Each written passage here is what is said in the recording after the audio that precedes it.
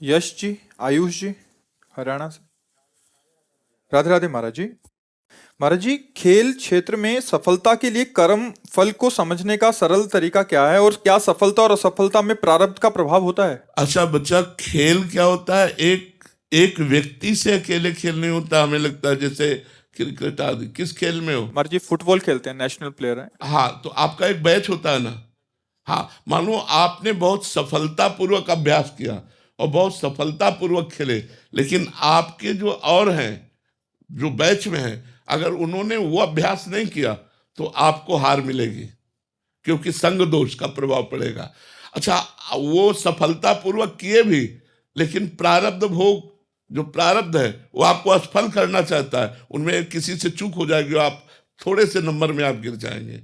तो इसमें हमें चाहिए कि सब मिलकर के अभ्यास परायण रहें, अभ्यास दृढ़ करें, और कभी हार हो जाती है तो हम निराश ना हो, उसे अपना प्रारब्ध भोग समझ करके चुपचाप सह ले और प्रयास करें। अभ्यास से क्या नहीं हो सकता, अभ्यास में बहुत बड़ी ताकत है। पर अभ्यास के लिए हम कोई नशा ना करें, हम व्यभिचार ना करें, हम थोड़ा संयम से रहें तो हमारा अभ्यास सफल हो जाएगा। अर्जुन जी ने रात्रि में बाण चलाना अभ्यास किया। रात्रि में एक बार द्रोणाचार्य जी उठे तो शाय शाय ऐसी आवाज आ रही थी, तो वहाँ ये क्या, वहां जाके देखा तो वीरासन में बैठे हुए तभी विश्व का सबसे बड़ा धनुर्धर अर्जुन हुए। अभ्यास में बहुत बड़ी ताकत है बच्चा। ये जिस कार्य में लगो, दृढ़ता पूर्वक अभ्यास करो, और दृढ़ता तभी हो सकती है जब हम अपने चित्त को एकाग्र करें।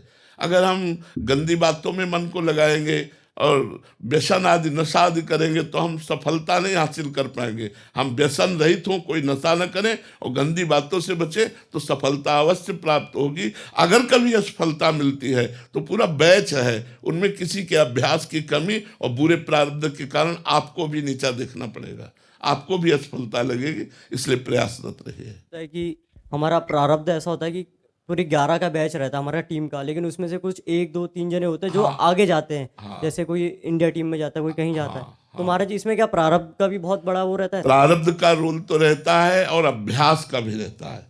मतलब अभ्यास, जैसे 5 ने साथ किया और 2 निकल गए, तो उसमें प्रारब्ध भी साथ दिया उसका, अभ्यास ही। अगर वो अभ्यास न करता तो प्रारब्ध क्या कर लेता? अभ्यास भी किया और प्रारब्ध भी साथ दिया। आपका अभ्यास तो हुआ लेकिन प्रारब्ध साथ नहीं दिया, इसलिए आप रह गए। तो महाराज जी, हमें पता कैसे चलेगा कि हमारा प्रारब्ध कब तक है? असफलता जब मिलेगी तो अपने आप पता, सर्टिफिकेट मिल गई ना। असफलता मिली तो लगा ना कि हमारा प्रयास तो बहुत था, लेकिन असफलता मिल गई, इसलिए मेरा प्रारब्ध बहुत बुरा है जो मुझे नीचा दिखा दिया। अब अगली बार अभ्यास करूंगा जिससे प्रारब्ध को परास्त करके सफलता प्राप्त। बार बार थोड़ी प्रारब्ध आपको परास्त करेगा, तो इसलिए अगली बार फिर प्रयास। महाराज जी, प्रारब्ध जो मेहनत के साथ साथ और भी कोई उपाय हैं जिससे बहुत जल्दी प्रारब्ध दोष खत्म हो सकता है? हमें तो एकमात्र भगवान ही उपाय नजर आते, दूसरा तो कोई उपाय नजर नहीं आता। यदि संत और भगवंत का आशीर्वाद हो जाए तो प्रारब्ध एक कोने में रखा रहेगा और विजयश्री हाथ में आ जाएगी। ये बात तो हम आपको पक्की बता दे। यदि संत और भगवंत का आशीर्वाद हो जाए तो फिर प्रारब्ध का मतलब होता बुरा कर्म, तो वो भस्म कर देंगे अपने प्रताप से, हमारी विजय प्राप्त हो जाएगी। संतों का आशीर्वाद कैसे प्राप्त होता है महाराज जी? उनकी आज्ञा का पालन करने से। उनकी आज्ञा क्या है महाराज जी? नाम जप कीजिए और बुरे आचरणों से बचिए और कोई नशा न कीजिए। कभी कभी हार जाना है, स्वाभाविक होता है। कभी कभी स्वाभाविक भी ऐसा होता है, हर समय उन्नति थोड़ी होती है, हर समय विजयश्री नहीं मिलती है। कभी कभी अर्जुन के भी बाण धोखे में हो जाते थे। ऐसा नहीं थे कि एक बार, वो तो भगवान राम का बाण एक बार छूटा तो धोखा नहीं। अमोघ जिम अमोघ रघुपति कर बाना, बकाया दूसरे से मोग हो सकता है।